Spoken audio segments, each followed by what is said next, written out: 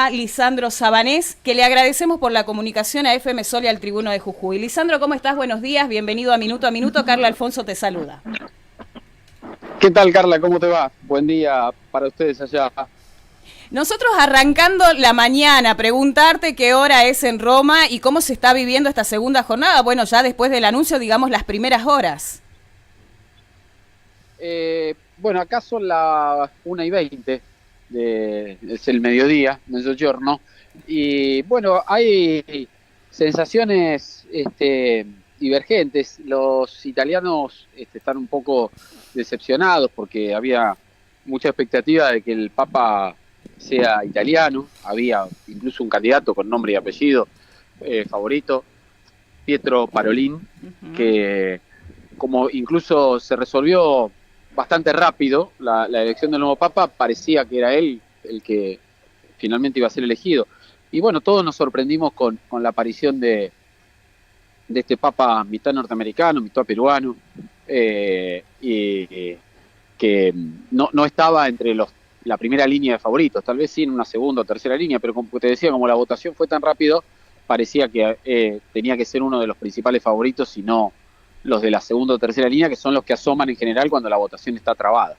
Así que bueno, esa es la sensación en Italia.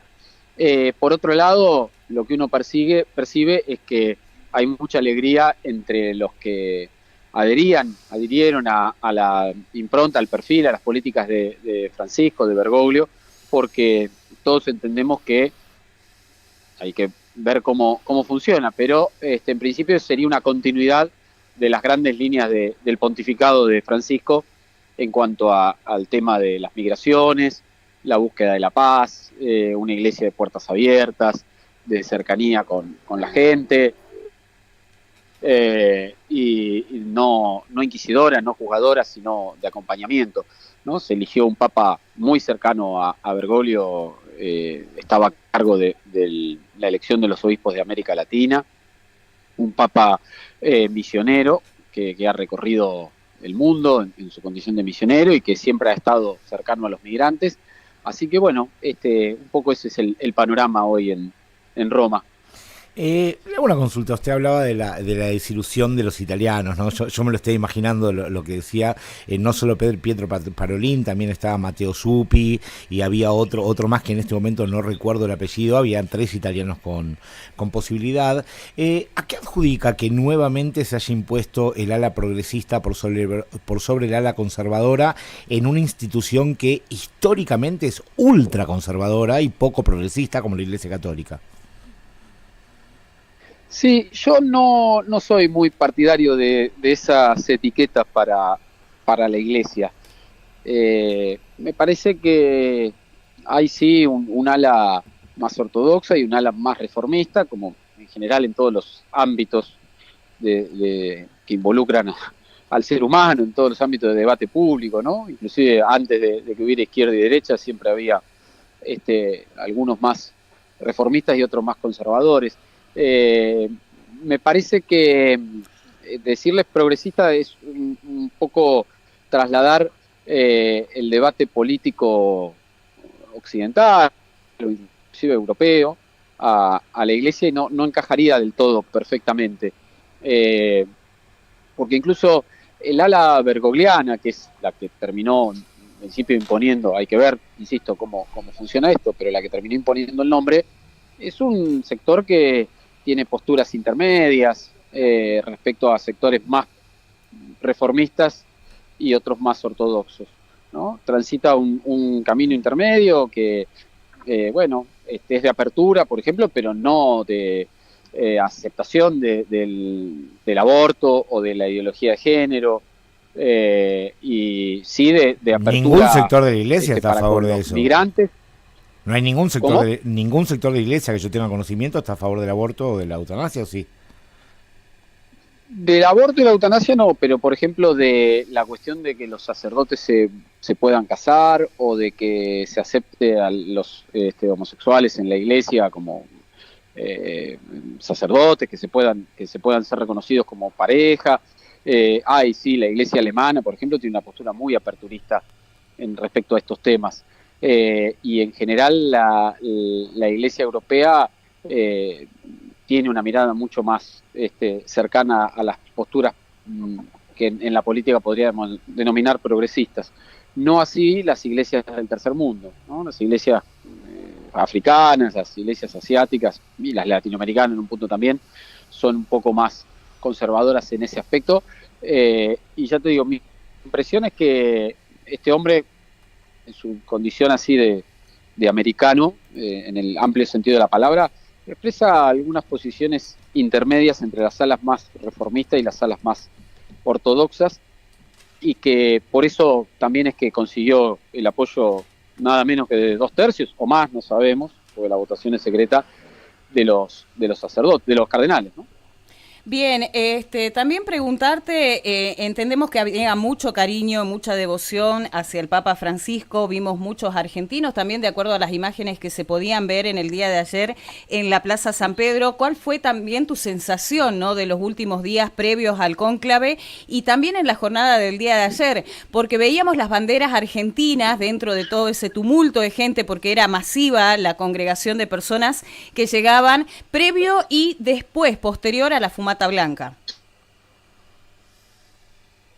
De mucha sorpresa, como te decía, no esperaba que fuera Pruebas el elegido. Como fue tan rápido, creí que se había puesto impuesto el ala que lideraba PIM, que era el favorito acá. Incluso se filtró, o no se filtró, quedó expuesto en la última misa antes del inicio del cónclave.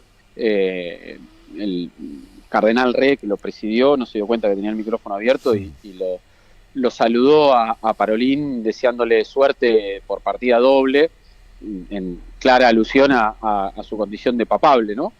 Entonces, bueno, la primera reacción fue de sorpresa, después mucha emoción como argentino, escucharlo hablar en español, y las menciones permanentes a la paz, ¿no? Ayer mismo el sacerdote argentino que está en Gaza había dicho que él esperaba que el nuevo Papa mantuviera la costumbre que tenía Francisco de llamarlo todos los días a ver cómo estaban, ¿no? En ese lugar tan sacrificado, tan sufrido como es la parroquia en Gaza. Entonces las menciones insistentes a favor de la paz que hizo ayer León XIV, bueno, también me dieron mucha satisfacción, porque entiendo que es la principal tarea que tiene hoy la Iglesia en un mundo en guerra, es tratar de fomentar la paz. Si bien está en Roma como argentino, ¿no? Como argentino, como analista político, como periodista, como todo, porque esta pregunta lo va a integrar en todo. Causó bastante polémico acá en el país la primera reacción del presidente Javier Milei cuando se enteró de que Prevost era el nuevo papa, porque debe estar al tanto, retuiteó, reposteó una imagen hecha con inteligencia artificial donde había una persona, digamos, con todos la vestimenta papal y la cara de un león. Y el texto decía simplemente: las fuerzas del cielo hablaron, punto final. Ni siquiera saludo al nuevo Papa, qué bien que la Iglesia Católica logró una fumata blanca, como relacionando la era del nombre del Papa con el león que él se autodenomina a sí mismo. ¿Le parece una reacción digna de un jefe de Estado? Bueno, no estoy en condiciones de juzgarlo, la verdad. Creo que... ¿No le parece que piensa más en Milei que en el Papa? ¿Esa reacción no le parece que piensa más en Milei que en el Papa? Sí, probablemente, pero bueno, no es mi tema ponerme a juzgar las decisiones del presidente argentino. Sí te puedo decir con certeza que no cayó bien en la Iglesia que Trump haya hecho un dibujo con inteligencia artificial de sí mismo vestido de papa, y algunos creen que eso influyó mucho en la elección de un papa norteamericano que no es afín a las ideas de Trump, ¿no? Al menos no en la cuestión migrante. pero bueno, no sé si lo de Milei ha tenido tanta trascendencia fuera de la Argentina, así que no te podría decir cómo ha impactado acá, y bueno, me reservo la opinión sobre lo que me parece. Lisandro, nosotros te agradecemos un montón por la comunicación, sabemos que tenés una agenda bastante ocupada, por eso doblemente agradecidos por estos minutos dispensados, te mandamos un abrazo enorme y estamos atentos a cualquier novedad, esperando una próxima comunicación. Otro para ustedes. Abrazo grande. Muchísimas gracias. Ahí dialogábamos con Lisandro Sabanés, que es analista internacional, es periodista, es comunicador social y que tiene experiencia, ¿no?, de haber estado en la prensa de la Cancillería, como también en el Ministerio de Ciencia e Innovación, que actualmente vive con toda su familia en Roma, en Italia, y que tenía mucha cercanía a la familia, ¿no? Creo que la esposa trabaja en el Vaticano y que justamente en varias oportunidades pudo él, dentro de este último tramo del año, estar dialogando con el Papa Francisco, no solamente por la experiencia que tiene de haber trabajado en el gobierno nacional, sino sobre todo esto de ser un argentino en Roma. Sí, me pareció interesante. De alguna manera él plantea que esta dicotomía